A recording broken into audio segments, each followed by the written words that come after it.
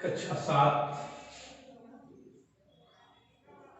के प्रिय विद्यार्थियों, आज गणित के अंतर्गत टॉपिक्स पावर में कुछ फार्मूले हमने सिद्ध किए थे। आज उसको आगे बढ़ाते हुए आज की ई क्लास के माध्यम से एक दो फार्मूले बताऊंगा और उसके बाद एक आध सवालों से आपको जोड़ूंगा। आज का जो फार्मूला हमें सिद्ध करना है a to power m into B to power n बराबर A B to power n, ये सिद्ध करेंगे। तो गौर करें, a टू पावर m का मतलब a गुणे a गुणे a गुणे a कितनी बार, m बार,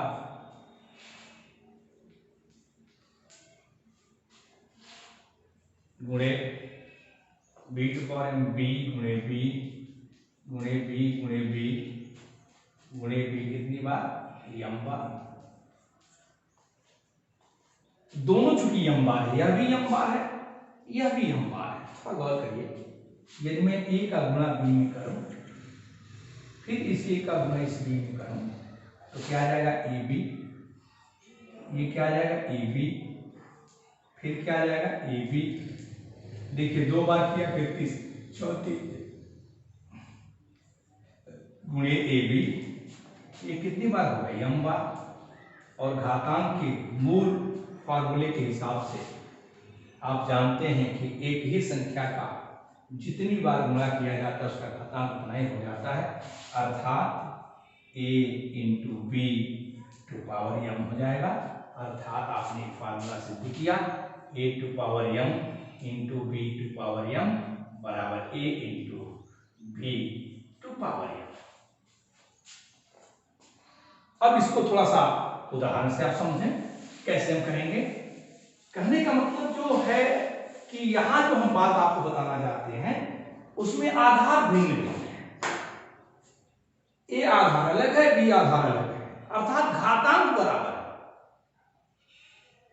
तो यदि आधार अलग अलग है, घातांक बराबर है, तो उसी घातांक पर आधार का आपस में गुणा हो जाता है। जैसे मैं कहूं 2 to power 5 into 3 to power 5, तो क्या होना चाहिए नियमानुसार, फार्मूले के हिसाब से क्या होना चाहिए, 2 इंटू 3 टू पावर 5, अर्थात कितना होगा 6 टू पावर 5। और इनको थोड़ा सा देखें इस हिसाब से, तो 2 गुणे 2 गुणे 2 गुणे 2 गुणे 2 कितनी बार हुआ, 5 बार। 3 का गुणे 3 बार, 5 बार, 1 2 3 गुणे 3 गुणे 3 गुणे 3 गुणे 3। अब इस 2 गुणे 3 को क्या लिख सकते हैं, 6। इस 2 गुणे 3 को क्या लिख सकते हैं, 6। इस 2 गुणे 3 को क्या लिख सकते हैं, 6। इस 2 गुणे 3 को क्या लिख सकते हैं, 6। फिर इस 2 गुणे 3 को क्या लिख सकते हैं, 6। अर्थात 6 का कितनी बार गुणा होगा, 5 बार, अर्थात 6 टू पावर 5। अर्थात एक ही आधार पर घातांकों का जब गुणा करते थे तो उसमें आधार समान रहता था, घातांक जुड़ जाते थे। एक ही आधार अर्थात a to power m into a to power m formula बताया गया, तो घातांक जुड़ जाते थे, a to power m plus m।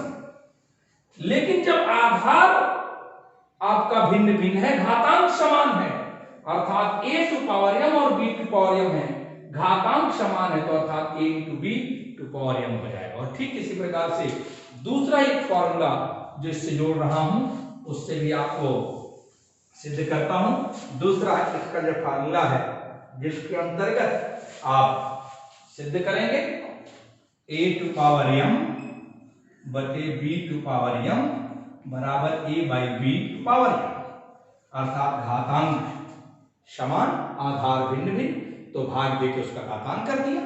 कैसे, थोड़ा गौर करिए, a into A into A into A into left hand side की बात कर रहा हूं, कितनी बार होगा भाई, m बार। और हर के रूप में B into B into B into B into B, ये भी कितनी बार होगा, एक बार। दोनों बराबर चांस है, जितनी बार यह है घातांक बराबर होने चाहिए तभी रूल लागू होगा, तभी नियम लागू होगा। इसको हम क्या लिख सकते हैं, ए बाई बी, इसको क्या लिखेंगे, ए बाई बी, फिर क्या होगा ए बाई बी, फिर क्या होगा ए बाई बी, ये कितने बार, यम बार, अर्थात जब यम बार होगा तो ए बाई बी टू पावर कितना होगा, यम, अर्थात ए टू पावर यम बटे बी टू पावर यम बराबर ए बाई बी टू पावर यम। अर्थात घातांकों के बराबर होने की स्थिति में यदि आधार भिन्न भिन्न है तो वही घातांक दोनों वाला समान हो जाएगा और इनका आपस में भागफल हो जाएगा। उदाहरण देना चाहता हूं जिस उदाहरण के माध्यम से आप इस बात को समझेंगे। जैसे मैंने कहा 7 का घात 5 अब बटे 3 का घात 5, नियम क्या कहता है, 7 बटे 3 का घात 5, और इसको हल करके देख लीजिए, लेफ्ट हैंड साइड जो है ये तो आपका आंसर हो जाएगा, तो 7 गुणे 7 गुणे 7 गुणे 7 गुणे 7, ये क्या हो जाएगा 3 गुणे 3 गुणे 3 गुणे 3 गुणे 3, ये 7 बटे 3 आ गया, अर्थात 7 बटे 3 गुणे 7 बटे 3 गुणे 7 बटे 3 गुणे 7 बटे 3 और गुणे 7 बटे 3, अर्थात कितनी बार 1 2 3 4 5, अर्थात 7 बटे 3 का घात 5। देखिए यही आपका आंसर हो जाएगा। इस प्रकार से घातांकों के जो नियम है उसके आधार पर प्रश्नों को आप आसानी से हल कर सकते हैं। और उनके भी प्रश्न बताएं उदाहरण के माध्यम से, उसको देखिए। दीक्षा ऐप के माध्यम से जो आप अपने क्लास को खोलेंगे तो गणित के विषय के अंतर्गत घातांक खोलिएगा, उस चैप्टर में प्रश्नावली भी आएगी, उन प्रश्नों को कुछ हल करेंगे। हम आपको 1-2 प्रश्नों से जोड़ते हैं आज की स्थिति में कि एक आध सवाल कैसे आप हल करें।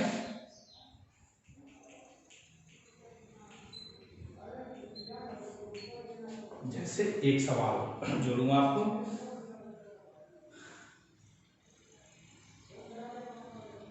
-1 का घात 3 -1 का घात 2 -1 का घात 15, -1 का घात 3 -1 का घात 2 -1 का घात 15। सीधी सी बात, आपको दिख रहा है सबका आधार क्या है, -1, और जब भी हम समान आधार के घातांकों का गुणा करते हैं तो उनके घातांक जुड़ जाते हैं, अर्थात -1 का घात 3 धन 2 धन 15, -1 का घात 3 2 5 15 20, और आप जानते हैं माइनस का बल करिए 2 बार 4 बार 6 बार सम बार होगा तो प्लस हो जाएगा, तो 20 सम है अर्थात प्लस हुआ, इसका मान 1 अर्थात इसकी वैल्यू 1 आ गई, जो आपका आंसर है। आप इस मान को लिख सकते हैं। दूसरा देखिए, 3/12 गुणे 3/7 भगे 3/25। दूसरा सवाल,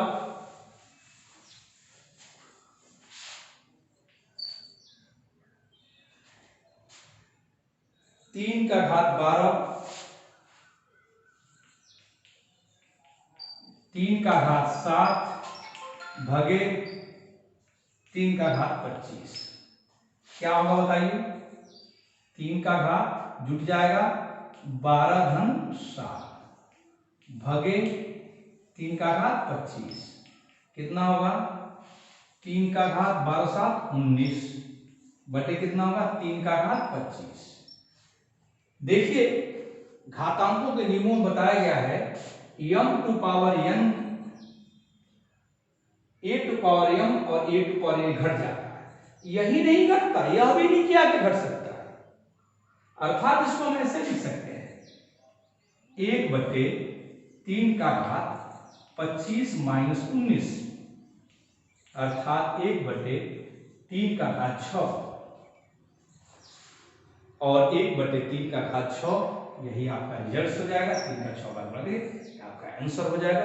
इस तरह से बहुत सारे प्रश्नों को हल कर सकते हैं। आप प्रयास करिएगा सवालों को लगाने का। अगले क्लास में आगे की चर्चा करूंगा। धन्यवाद।